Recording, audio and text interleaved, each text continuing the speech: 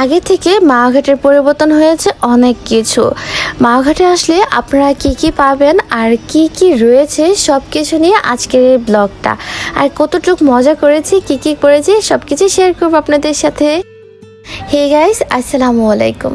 Sadia blog থেকে আমি Sadia welcome করছি আপনাদের সবাইকে।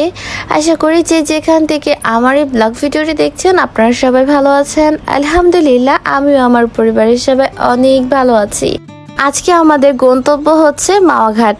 আমি যেহেতু কিছুদিন পরে ঢাকা সেটেল হয়ে যাব, তো সব দিকে বিবেচনা করে হচ্ছে আমাদের মাওয়াঘাটে যাওয়া। আর আজকে মাওয়াঘাটে আমার সাথে রয়েছে আপনাদের ভাইয়া, আর হচ্ছে নতুন বউ আর নতুন বউর হাজবেন্ড, আমার ভাইয়া। সবাই একসাথে কোথাও ঘুরতে যাওয়ার মজাটাই কিন্তু অন্যরকম। মাওয়াঘাটে অনেক পরিবর্তন হয়েছে, সে সম্পর্কে আপনাদেরকে একটু ধারণা দেব ইনশাল্লাহ। আর মাওয়াঘাটে আসার পরে আকাশটা এত বেশি সুন্দর ছিল, মাশাআল্লাহ, মানে দেখার মতো সুন্দর ছিল, যেমন ছবি এঁকে রেখেছে কেউ, এত বেশি ভালো লাগছিল। আর আজকে মাওয়াঘাটে কিন্তু সন্ধ্যা এসেছি, যাতে করে রাত্রের যে সুন্দর একটা ভিউ আছে সেটা যেন আপনাদের সাথে শেয়ার করতে পারি, তার জন্য। এখানে মাওয়াঘাটে আসার পরে নদীর পাড়ে যখন এসেছিলাম, মাশাআল্লাহ এত সুন্দর, এত ভালো লাগছিল। বিশেষ করে আকাশটার দিকে যখন তাকাচ্ছিলাম মনটা ভরে যাচ্ছিল।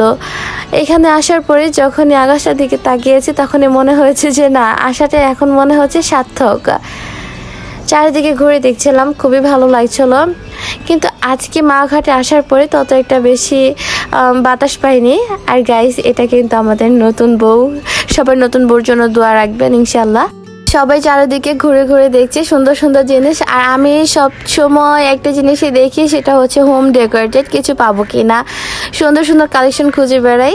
তো আজও তার ব্যতিক্রম না। আর অবভিয়াসলি মাওয়া আসলে আপনারা হোম ডেকোরেটেড যে দোকানগুলো আসছে এগুলো একটু ভিজিট করে যাবেন, আপনাদের মনের মতন কিছু পেলেও পেতে পারেন। আর এখানে সব কিছু দামই আমার কাছে বেশি বেশি মনে হয়েছে। এর আগের বার যখন মাওয়াঘাটে এসেছিলাম তখন একটা ব্লগ ভিডিও বানিয়েছিলাম। আসলেই সত্যি কথা যে ওই সময় সব কিছুর দাম খুবই কম মনে হয়েছিল, আর আমার কাছে খুবই ভালো লেগেছিল। এখন আসার পরে দেখলাম সব কিছুর পরিবর্তন হয়েছে, প্লাস হচ্ছে সব কিছুর দাম বেড়ে গেছে। আগে এতগুলো দোকান ছিল না মাওয়াঘাটের হোম ডেকোরেটেড, এখন অনেক বেশি দোকান হয়ে গেছে। হতে পারে তার জন্য ওনাদের প্রাইসের দাম এত বেশি বাড়িয়ে দিয়েছে।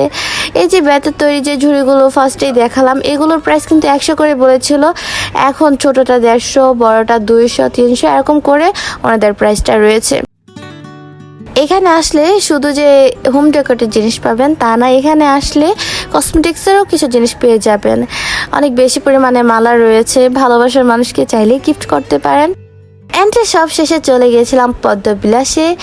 এখানে আসার পরে যাদের মনটা খারাপ থাকে তাদের মনটাও ভালো হয়ে যাবে। আর বাচ্চাদের জন্য এটা তো বলতে পারেন আদর্শ জায়গা। এখানে কিন্তু বাচ্চাদের জন্য অনেকগুলো গেমসও রয়েছে, আর বড়দের জন্য রয়েছে বোর্ড আর হচ্ছে নাগরদোলনাটা কিন্তু বাচ্চাদেরকেও আপনারা উঠাতে পারেন, কারণ এই নাগরদোলনাটা অনেকটা স্লো মোশনে চলে, এতটা ধীরে ধীরে চলে, বাচ্চারাও বুঝতে পারবে, কোনো সমস্যা হবে না। আমার মতন যাদের হাড় দুর্বল তারা কিন্তু একদমই বোর্ডে উঠবেন না, কারণ বোর্ডের যে গতি এটা আমার পক্ষে না পসিবল না। তাই বাচ্চাদের মতন আমিও নাগরদোলনায় উঠতে চলে গিয়েছিলাম। আর উপরে থেকে নিচের ভিউটা মাশাআল্লাহ অনেক সুন্দর লাগছিল। আর আমার পক্ষে ট্রেনে ওঠা হয়নি, আপনাদের ভাইয়া আর হচ্ছে জেনিফা দুজন মিলে ট্রেনে উঠেছিল। যেহেতু জেনিফাকে নিয়ে আমরা নাগরদোলনায় উঠিনি, তাই ওকে নিয়ে ওর বাবা হচ্ছে একটু ট্রেনে বসেছিল। তা আমি একটু দূরে থেকে সেটি একটু ভিডিও করে আপনাদের সাথে শেয়ার করছি। আর এই যে এখন যে গেমসটা দেখাচ্ছি এটা কিন্তু বাচ্চাদের অনেক পছন্দের একটা গেম, কিন্তু আমার বেবিটা এখনও ছোট আছে, তাই আমার বেবিটা এই গেমসটা খেলতে পারিনি। ইনশাআল্লাহ নেক্সট টাইমে যখন আমরা মাওয়াঘাটে আসবো আর পদ্মবিলার সাথে আসা হবেই, তখন আমরা এই গেমসটা অবশ্যই ট্রাই করব। অ্যান্ড সবশেষে আকাশের দিকে যখন চোখ পড়লো তখন বুঝলাম যে মনে হয় বৃষ্টি হবে। আর গাইজ, আপনাদের কাছে যদি আমার এই ভিডিওটি ভালো লেগে থাকে অবশ্যই আমার ভিডিওটি লাইক দিয়ে কন্টিনিউ করবেন, অ্যান্ড আমার চ্যানেলটা সাবস্ক্রাইব করে পাশে থাকা বেল বাটনটি প্লিজ একটু ক্লিক করে অল করে দেবেন। আর ভিডিওর কোন অংশটা ভালো লেগেছে অবশ্যই কমেন্টে আমাকে জানিয়ে দিবেন। অ্যান্ড সব শেষে গিয়েছিলাম খাওয়া দাওয়া করার জন্য, অ্যান্ড এখানে আমাদের খাওয়া দাওয়া অলরেডি চলে এসেছে। কিন্তু দুঃখের বিষয় হচ্ছে খাওয়া দাওয়া আমাদেরটা কমপ্লিট হয়ে গিয়েছে প্রায়, কিন্তু আপনাদের ভাইয়া খাওয়া দাওয়া কমপ্লিট করতে পারেনি, কারণ হচ্ছে বৃষ্টি চলে এসেছিল। তো বেচারা কিছুটা খেয়ে তারপরে ভিতরে এসে তারপরে খেয়েছে। আমরা কিন্তু নদীর পাড়ে বসে খাওয়া দাওয়া করতেছিলাম বাহিরে খোলা আকাশের নিচে।